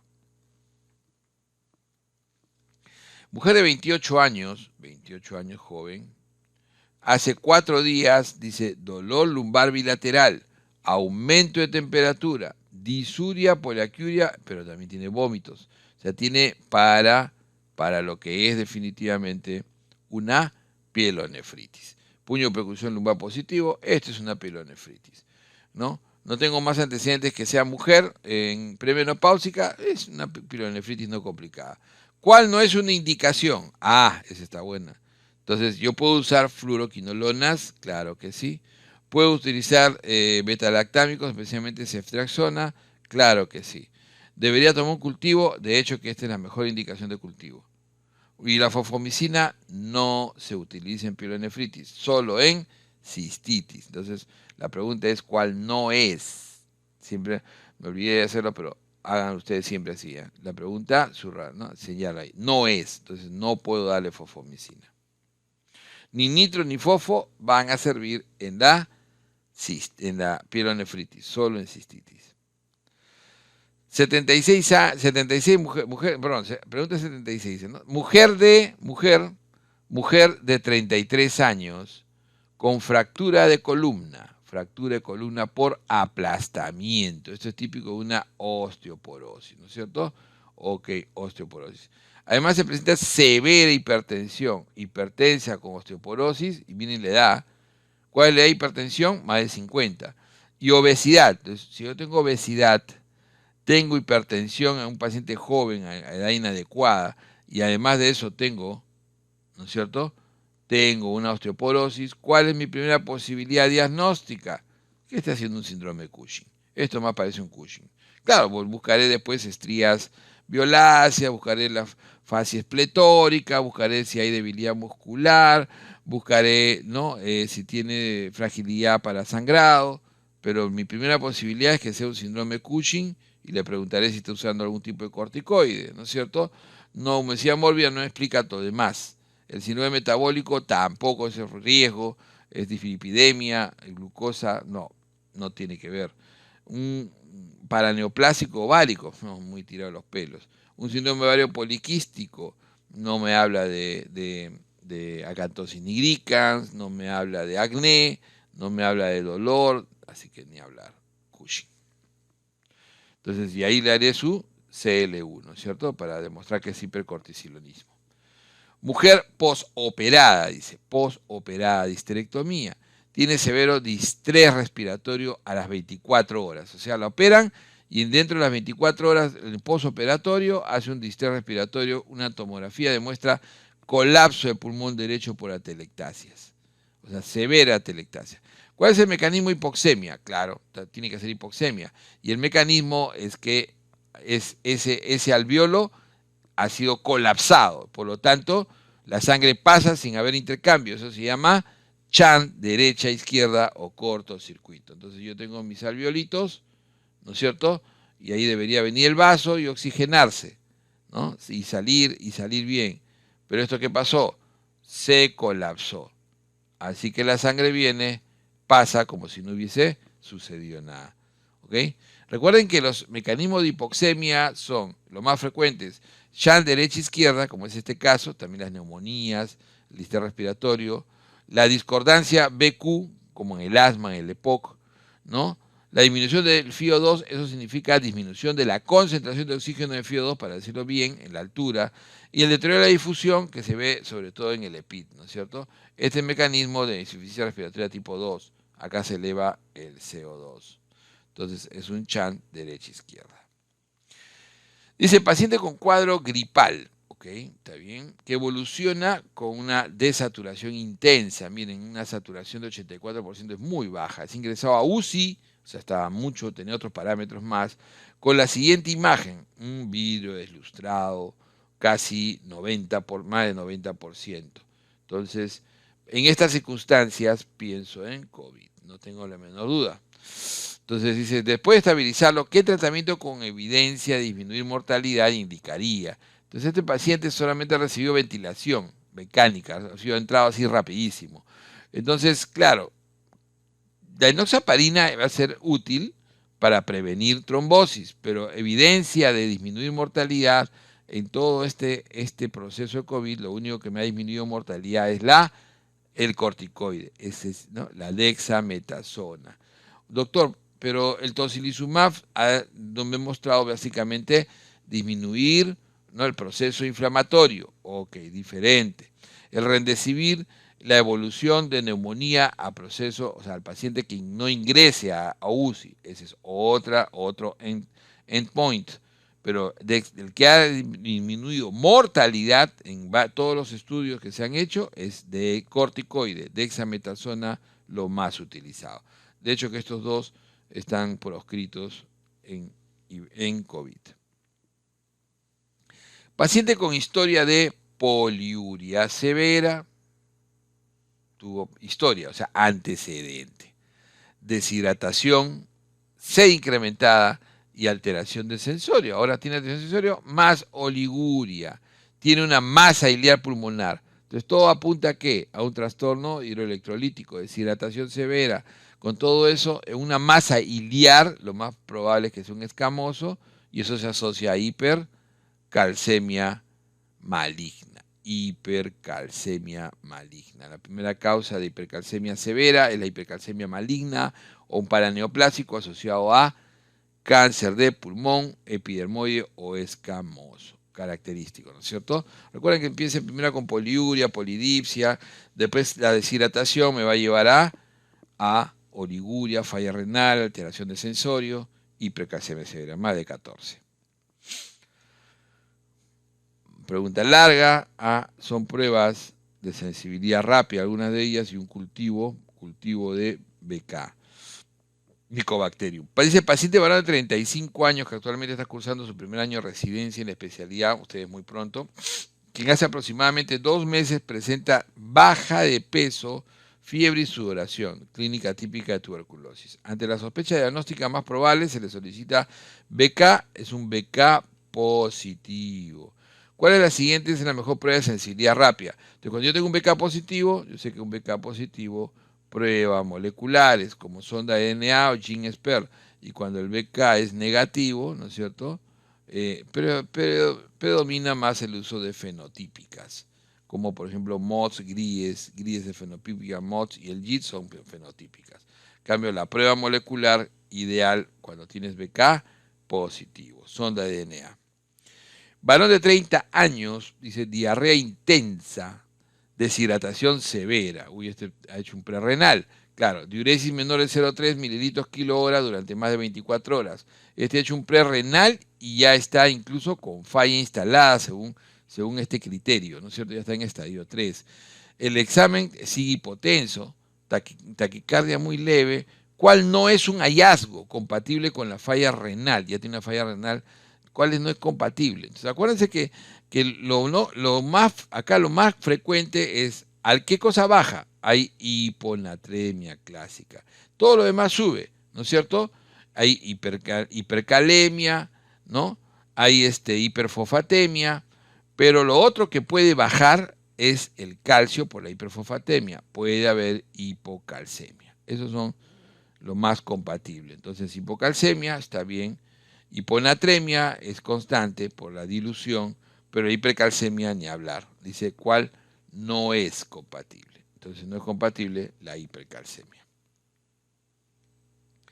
Varón de 45 años, dice, confuso, nistagmo y oftalmoplejía y ataxia. Acá pareciera un Wernicke, ¿no?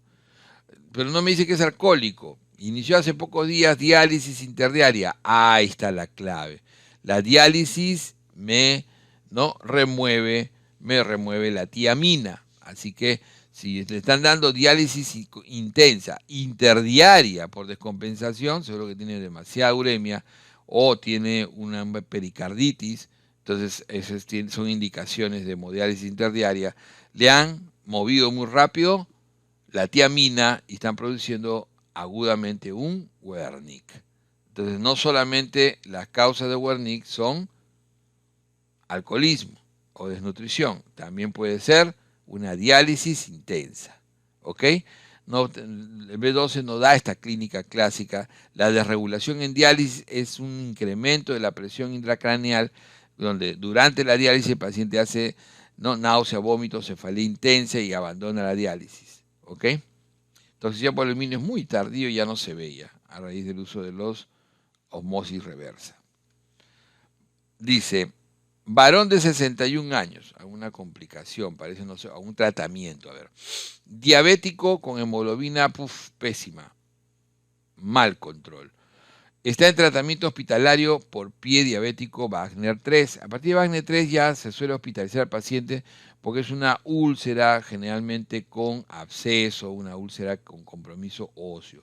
¿Cuál es la mejor indicación para el control de esta opción? Recuerden que el Wagner 4 ya es gangrena localizada y el Wagner 5 ya es gangrena total. Entonces acá todavía este paciente le puedo dar todavía antibiótico parenteral, curación, incluso desviridación en sala. Pero la pregunta no es esa. La pregunta es cuál es la mejor indicación para el control de esta complicación.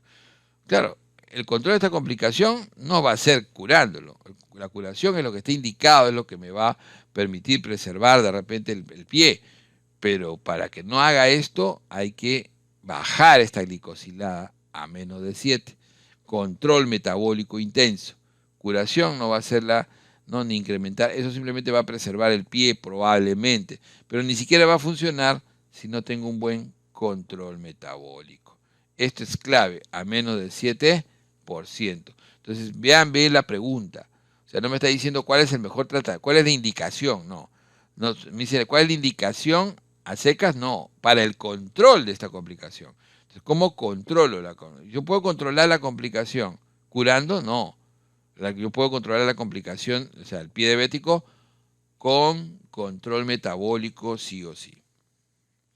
Varón de 72 años, dice, fumador crónico, que sufre hemiparesia derecha y disartria. O sea, se ha hecho un cuadro neurológico aparentemente agudo. Recuperación de más del 50%, pero no total. Refiere tos productiva y fiebre. Ay. ¿Se aspiró o no se aspiró? Es la primera posibilidad, ¿no? Se le toma radiografía de tórax, una radiografía de tórax, ¿no? Y vemos un infiltrado derecho, ¿no? Probablemente basal, no hay signo de la silueta. ¿Cuál es su diagnóstico viendo la imagen? Neumonía basal en un paciente con trastorno de sensorio. Mi primera posibilidad es neumonía aspirativa, no va a ser comunitaria.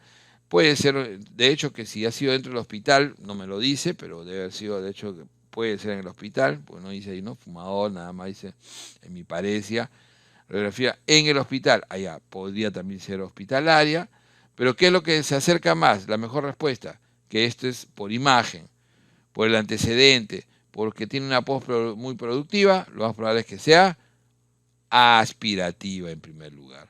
Asociado a cuidado de salud no, porque sería si me dijeran que está en una casa de reposo, y exacerbación de POC, no sé, porque por más que sea fumador, no necesariamente eso puedo catalogarlo de POC. Entonces me quedo con la neumonía aspirativa como entre las dos mejores respuestas.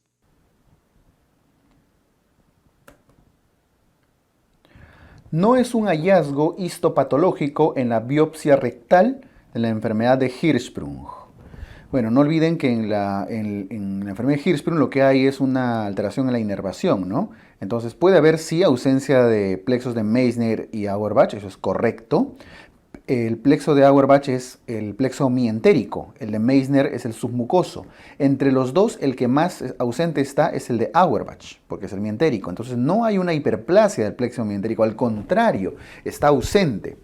Sí puede haber aumento de actividad de la acetilcolinesterasa, que es propio al final de la alteración de la inervación, y sí ausencia de células ganglionares. Por eso también le llaman aganglionosis cólica, ¿verdad? Entonces es una hiperplasia del plexo mientérico. En la biopsia rectal van a encontrar el signo de la zona de transición, de la sierra dentada, en la radiografía contrastada por el colon con enema también. Varón de 50 años con litiasis vesicular, antecedente de litiasis. Tiene 24 horas con dolor cólico en hipocondrio derecho, tiene náuseas y fiebre. Tiene Murphy positivo y tiene leucocitosis. Entonces tiene toda la clínica de una colecistitis, tiene paredes vesiculares engrosadas y con cálculos. Por todos lados es una colecistitis aguda. Les va a venir una pregunta así de todas maneras, así de sencilla. Y el tratamiento de elección, dado que no tenemos ninguna complicación alrededor, no hay razón para no hacer una colecistectomía. Una colecistectomía laparoscópica temprana de preferencia. Ahora, si el paciente estuviera en shock, con alteraciones neurológicas, etcétera, con oliguria, anuria, sí podríamos considerar un drenaje percutáneo. ¿Ok? O una colecistostomía en su defecto. Paciente con vólvulo de sigmoides es intervenido quirúrgicamente y encuentran perforación de colon con salida de heces en regular cantidad y tiene peritonitis generalizada. Bueno, se operó por un vólvulo de sigmoides, está perforado, han salido heces, tiene peritonitis generalizada. Por todos lados esto se trata de una herida sucia. No olviden que las sucias están en relación a heces o a material purulento, pus, ¿cierto?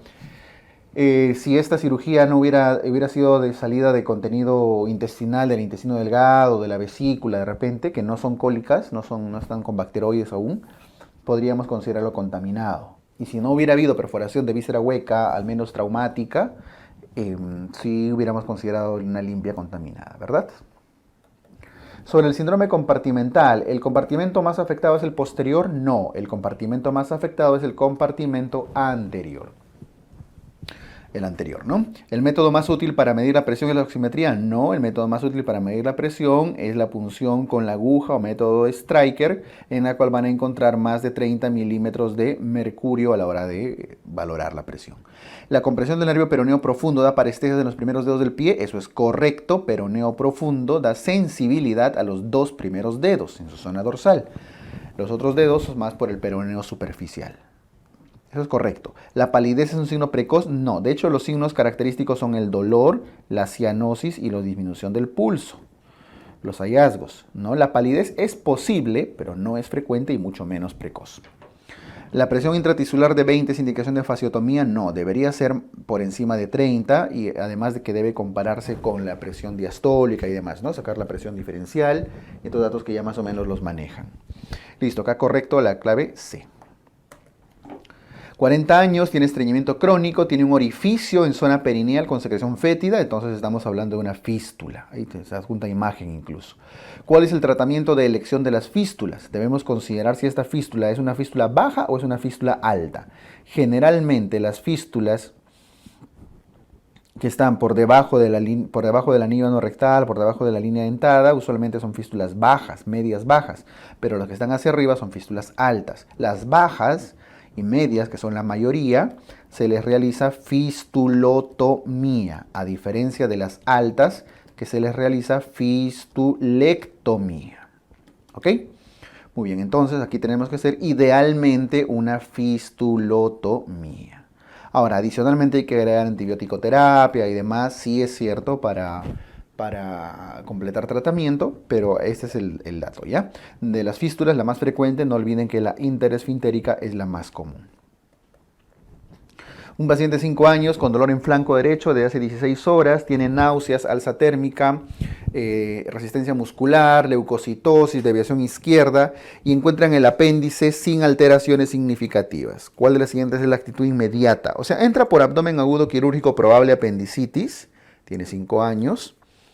Pero lo encuentran normal o aparentemente normal para tener leucocitosis y todo lo demás, resistencia muscular, ya debería estar complicándose, ¿no es cierto?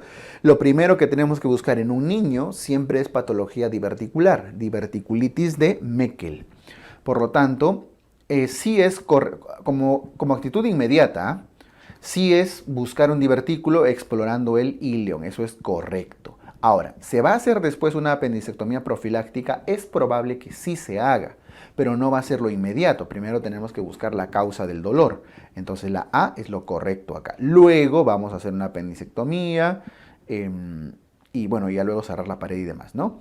Pero tenemos que asegurarnos que no haya un divertículo de Meckel que esté oculto acá. Sobre las úlceras por presión de primer grado, es falso. ¿Tiene un eritema genera un eritema que blanquea a la presión? No, las úlceras por presión no blanquean a la presión. Ojo, la quemadura de primer grado, si ustedes lo presionan, sí blanquea a la presión, es una lesión leve.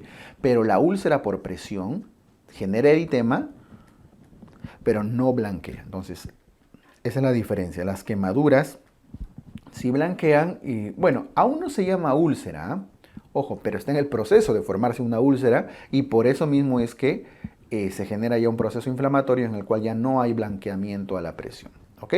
Genera eritema que blanquea la presión, eso es falso, no blanquea. Los cambios de posición frecuente evitan su aparición, eso es correcto.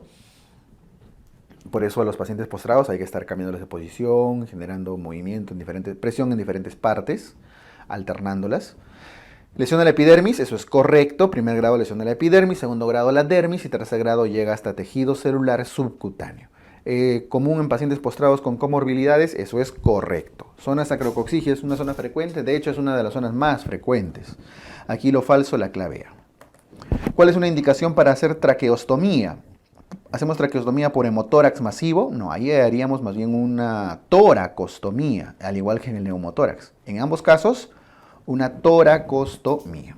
Inmovilizar el cuellito, inmovilización cervical por una fijación de fractura, probablemente, porque si necesitamos inmovilizar el cuello, no podríamos intubarlo por la boca, ¿cierto? Porque al jalar con el laringoscopio podríamos terminar de lesionar el cuello.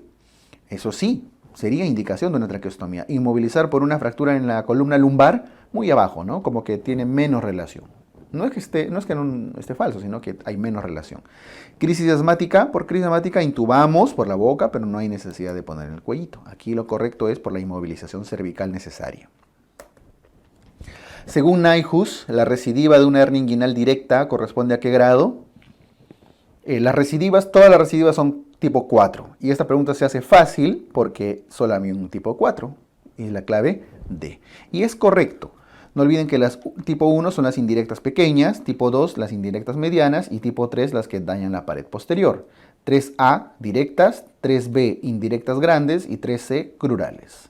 Y las tipo 4, 4A directas, es la respuesta de esta pregunta, 4B indirectas, 4C crurales y 4D mixtas. ¿Ok? Esa es la clasificación de Nyhus. Bien, fácil la pregunta, por eso hay un tipo 4. 18 años, 20 minutos, lo agreden con arma blanca, está estable, abdomen doloroso en la región de la herida, ruidos hidroaéreos, que es lo primero que tenemos que hacer ante un paciente con lesión por arma blanca que está hemodinámicamente estable. Lo primero que tenemos que hacer es siempre explorar la herida, exploración de la heridita. Pregunta fácil, ¿eh? Siempre los acuchillados estables, ¿no? 4 años, desde hace 2 semanas, dolor en cadera derecha, se irradia en la rodilla, el dolor se hace constante y se sospecha de enfermedad de Pertes. ¿Ok? Están sospechando enfermedad de Legg-Calvé-Pertes. Sobre el diagnóstico, que es Pertes, o probable diagnóstico, marque lo correcto. ¿Ocurre una degeneración de la circunfleja lateral? No, es de la circunfleja medial, de la arteria circunfleja medial, ¿verdad? ¿Suele estar asociado a traumatismos previos? No, Pertes no está asociado a trauma. ¿Pertes es una osteocondritis? No, es una osteocondrosis, osis, no es un proceso inflamatorio, es un proceso degenerativo del tejido óseo. ¿La gammagrafía no es útil en su diagnóstico? Falso, al contrario, es uno de los estudios más precoces que va a determinar alteraciones en la perfusión. ¿En su evolución fisiopatológica genera la coxa magna? Sí, es parte ya prácticamente de la evolución, el estadio final de las osteocondrosis, ¿ok? Entonces esto correcto, la clave E. ¿Cuál es la complicación más severa de la apendicitis aguda que puede generar además daño hepático? Problemas hepáticos posteriores a una apendicitis, las tromboflebitis portales, llamadas también pileflebitis. Los quistes faríngeos preauriculares y de la región mandibular corresponden al arco faríngeo. ¿A qué arco faríngeo? Quistes faríngeo, región mandibular, al primer arco faríngeo. Al primer arco faríngeo. Porque todo lo que está por encima, en la zona mandibular y demás. Si ya está por debajo de la mandíbula, alrededor del hioides, ya debemos considerar probables alteraciones del segundo arco faríngeo. Arco debe decir, ¿no? Al arco. Que por cierto son los más frecuentes, ¿eh? De los quistes faríngeos. Varón de 40 años quien será sometido a cirugía de hernia inguinal, por lo que requiere aplicar anestesia raquídea. ¿Cuál de los siguientes factores influye en el nivel raquídeo a bloquear? Le van a operar por una hernia y necesitan aplicarle anestesia raquídea. ¿Qué factor influye en el nivel raquídeo a bloquear? Lo más importante cuando vamos a bloquear un cierto nivel siempre va a ser la posición del paciente, ¿no es cierto? Esto ya ha venido alguna vez. Y justamente para que la posición del paciente no sea un problema, se trata de usar fármacos isotónicos o isobáricos o isodensos, que tengan el mismo peso específico que el líquido cefalorraquídeo para poder mantener bloqueada una raíz nerviosa sin necesidad de modificarlo por cambios en la posición del paciente. ¿Ok? Los pólipos adenomatosos colorectales pueden ser, una pregunta clásica, son de los tubulares, tubulovellosos y vellosos. ¿Dónde está? La clave E. De estos, los que tienen más probabilidad de malignizar, no olviden que son los adenomas vellosos, sobre todo si son múltiples, si son grandes. Esos adenomas vellosos además son hipersecretores, sangrantes, generan deposiciones diarreicas, mucosanguinolentas con hiponatremia, hipocalemia y demás. Paciente joven de 18 años con fractura aislada simple de antebrazo no desplazada. ¿Cuál va a ser la medida más adecuada? Si es una fractura en el antebrazo y no está desplazada, vamos a descartar las opciones quirúrgicas. No hay clavo, no hay reducciones cruentas, nos queda el yeso o la tracción. Si no está desplazado, no hay razón para generarle tracción, ¿no? Le podemos generar más daño y más desplazamiento. Aquí lo correcto sería colocarle un yeso braquiopalmar. No olviden que ante lesiones de antebrazo debemos inmovilizar el codo y debemos inmovilizar la muñeca. Por eso el yeso va orientado a ser un yesito braquiopalmar.